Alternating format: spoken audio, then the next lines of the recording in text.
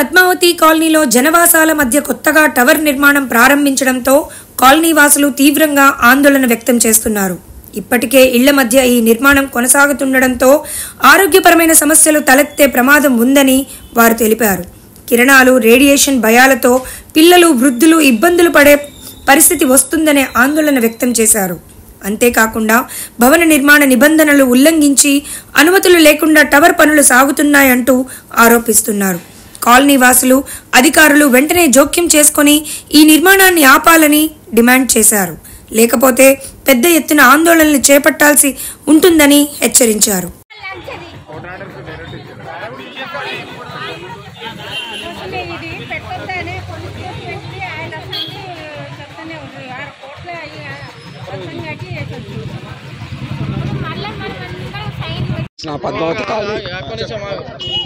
పద్మావతి కాలనీలో నివాసం ఉంటున్నాము.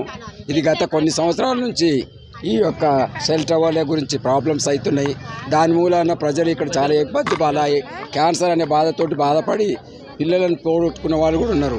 ఎన్నోసార్లు దీని గురించి విన్నపాలు చేసినా కానీ ఇంటి యజమానులు పట్టించుకోకుండా వాళ్ళు ఇక్కడ ఉండకుండా ఎక్కడో ఉండి సెల్ టవర్లు పెట్టుట్లా ప్రాబ్లమ్స్ ఎక్కువైపోతున్నాయి.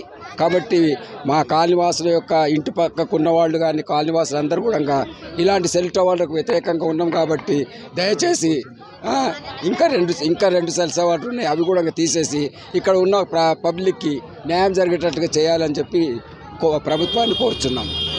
నా పేరు జయమ్మ, నేను ఉండేది పద్మావతి కాలనీలో. అయితే మాకు చిన్న చిన్న పిల్లలు ఉంటారు సార్, చిన్న పాపలు ఉన్నారు. వాళ్ళకు రేపు నాడి భవిష్యత్తులో ఏమి మంచి చెడు అయ్యేది తెలియదు. ఎంతో మందికి ఎన్నో రకాలుగా ఇబ్బందులు జరుగుతున్నాయి అని చెప్పినా కానీ కాలనీ వాళ్ళు ఎవరు ఒప్పుకుంటలేరు.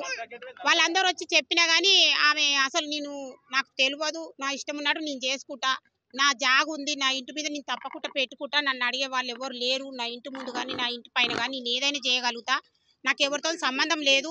నేను హైకోర్టు నుంచి పర్మిషన్ తీసుకొచ్చిన, పోలీసు వాళ్ళ దగ్గర నుంచి నేను ఆర్డర్ తెచ్చిన, నన్ను అడిగేది ఎవరు లేరు అని ఆమె ఇంత కూడా స్పందించకుండా తన పని తాను సాగించుకుంటూనే ఉంటుంది.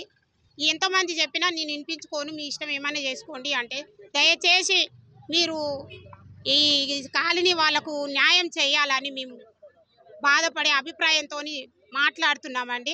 కొంచెం ఎట్లయినా ఇంత రిక్వెస్ట్ చేసే వాళ్ళు కూడా ఏది కూడా అనాలంటే వాళ్ళు చుట్టాలు కావచ్చు, పక్కాలు కావచ్చు, అందరూ కూడా కొంచెం ఆలోచించి ఈ చిన్న చిన్న పిల్లల భవిష్యత్తు ఆగం చేయాలి అనుకుంటే బాగుండదు.